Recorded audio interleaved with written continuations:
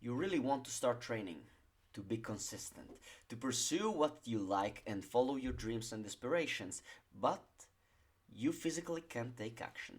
You truly want it, of course, that's undoubtful, but somehow you can't physically move yourself towards the steps necessary to achieving your goals.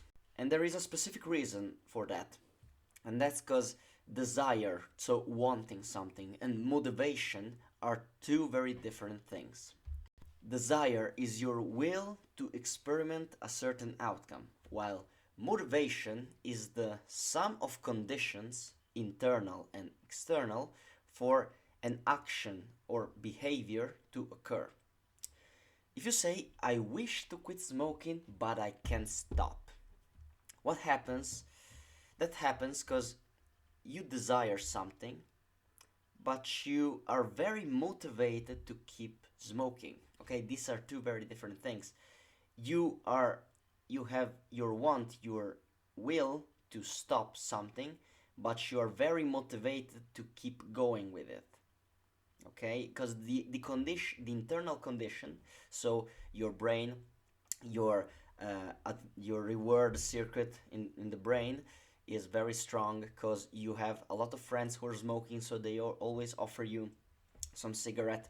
Okay, there are a lot of conditions around you that will increase the likelihood of you incurring into that behavior, even if you have this strong desire for stopping it. I wish to go into the gym, but I have all of these constraints. I cannot go, I cannot do that. It's difficult. I cannot physically put myself out there. Uh, every time people say I'm not motivated, it's not that they lack motivation, okay? Is that their motivation is in the wrong direction. I need you to understand that. They are very motivated, but to do nothing at all. Okay? Remember that being motivated is the probability of incurring into certain behavior. It's not that you don't have motivation or you have it. You always have a kind of motivation, but the point is that is in the wrong direction. You are directing your motivation in the wrong direction. In fact, motivation is a force that will lead you to a certain outcome. It's not inherently positive or negative. It's like a wind that will blow you in a direction or another, but what actually determines the direction of the wind? Motivation is a rapport between desire and resistance. If you want to increase the likelihood of a behavior, so increasing your motivation, you should increase the desire and reduce the resistance. What is resistance actually? Everything that decreases the likelihood of you performing a behavior. Let's say you want to go to the gym, this is your desire. In case number one, you just woke up, a friends call you and say, hey man, let's go hit some PR in the gym. I come to pick you in 30 minutes, and it's a bright, sunny day. Very easy going to the gym because it's very desirable because you go with a friend, and there is very little resistance because you don't have to pick your car. Out is very sunny day, so you even desire to go out more, and you're going with a friend. So there are a lot of favorable conditions in order for you to going to the gym. Case number two. It's late evening, you just finished your work. You are tired. Your training partner tells you that he will skip the session for today because he's sick.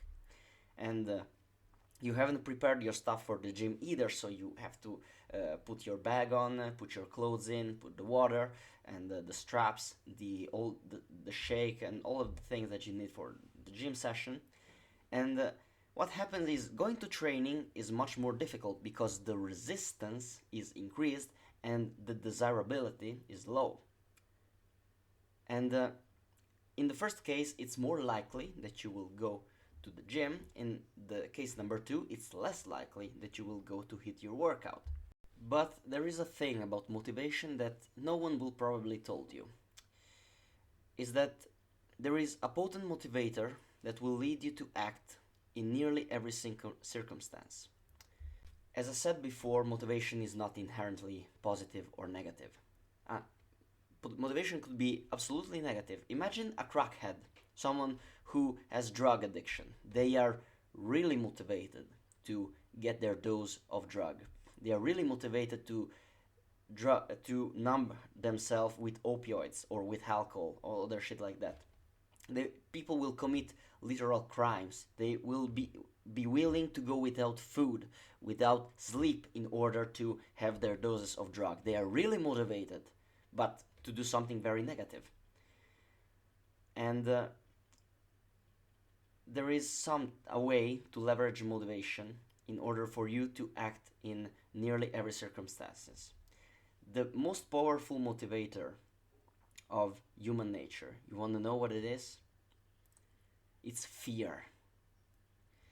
If I point a gun to your head and tell you, you fucking go to training, you will go.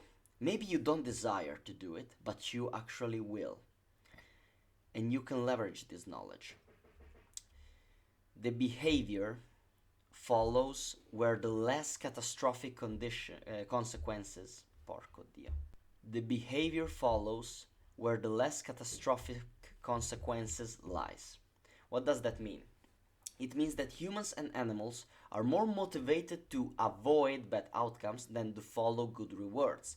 It's not that the crackhead want to have his doses of drug because he likes the high of the drug itself. It's because he wants to avoid withdrawal. He wants to avoid feeling bad for not having the drug. I don't know if it makes sense actually.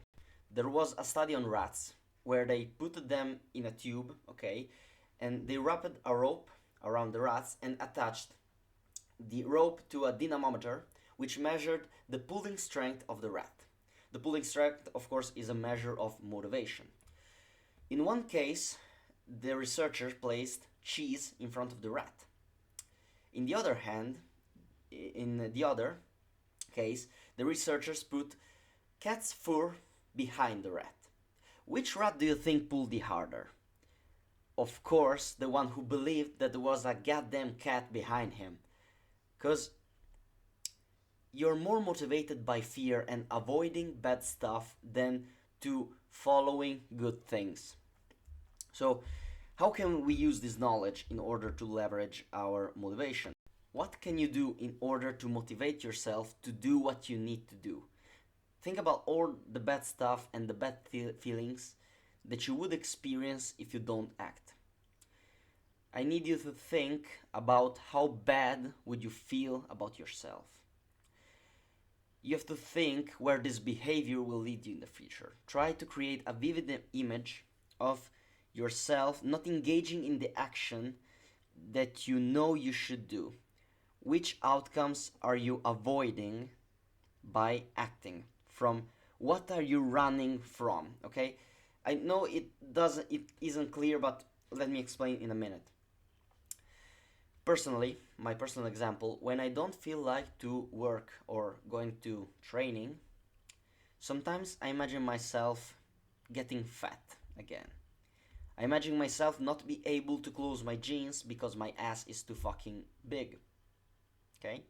I imagine grasping hair after doing the stairs because it seemed like I've ran a marathon. I imagine myself 10 years ahead still doing my shitty job, but I'm older, fatter and uglier. This is what a person call an anti-vision. What you absolutely don't want, what scares you the most, what is the outcome that you wish you absolutely don't want to experience. I personally don't want to get fat again. I don't want to live a life where I have to follow rules imposed by others on myself and I'm not able to self-determinate what I want to do during the day, on what I want to work on. That's what my anti-vision is. In order to create your anti-vision, use this mental framework that I will now explain to you. Understand the behavior that you want to engage in as first thing that you have to do. Second, you have to understand where this behavior will lead you. So if you go to the gym, you will eventually get jacked, get stronger, and if you will start your project that you care a lot about, you will be fulfilled and it will be great, etc., etc.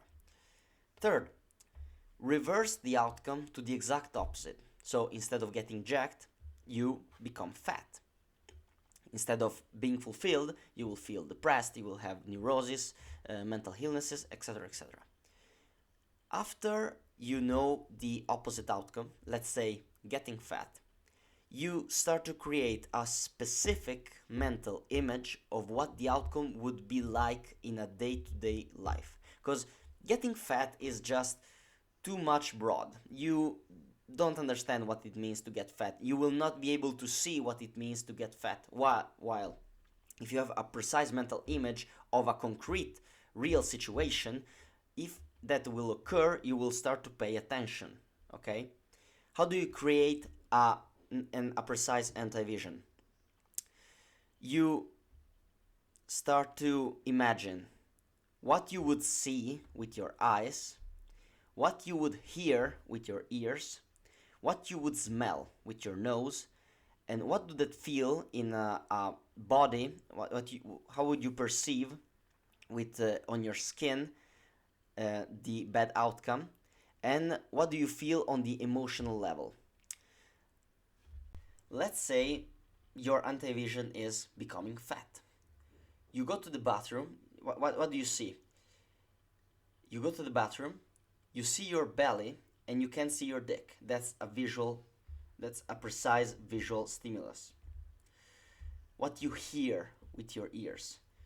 You hear your steps and your heavy breath louder because of your weight. What you smell with your nose. You smell your sweat, which is a very strong, very pungent smell, okay, that will nearly hurt your nose because it's that strong, it's that uncomfortable to hear it, all right?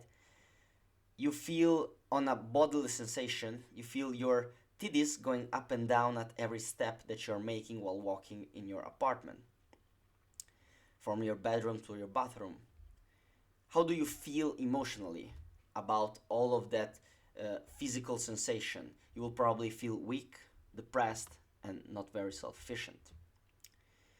The step number 5 about that is understanding that this is where you would go if you don't engage in the behavior that you're supposed to. Stas, but that sounds very toxic and unpleasant. And I understand what you are trying to say now. I know that it sounds toxic, it sounds unpleasant, it sounds something that will create you some even mental issue that will not make you feel good enough, but that's exactly the point. That's the point about motivation. Motivation is not about feeling good. People that are very motivated, they are very motivated because they feel very deprived of where they want to be. Motivation is not about feeling good. Motivation is about rewiring your brain in order to make you act exactly in the way that you're supposed to in order to achieve your outcome, your dream goals. You should feel bad, a little bit at least. And I can agree that it could become unhealthy to a certain degree if this kind of behavior is brought to the extremes, but if you are like me and you truly desire something and you have trouble to motivate yourself to get out of a rut, you have troubles to start doing what you need and have to do, that's the most powerful motivator that exists. And nothing can motivate you more strongly than fear. And that's what I believe. And if you want to if you want to live a life when you feel good with yourself, when you feel nice, when you have this kind of perpetual bliss, when you don't have any mental, let's say, mental challenges, that's fine. I respect it, and I don't want to push you into something that you make you feel uncomfortable. That's not my goal. I don't want to make you feel uncomfortable, but if you want to extract all the potential that you have inside you, this step is necessary. Then in the future, when you will be successful, fit, handsome, you have all the time in the world to heal and love yourself. But right now, if you are in a place that you don't like, the most effective way to get out of it is to create this anti-vision, to create this fear, this thing that you fear and you're trying to avoid at all cost. I hope that this could help you and give you a different perspective of what motivation truly is. Get out of your rut, aim upward, and keep searching for strength.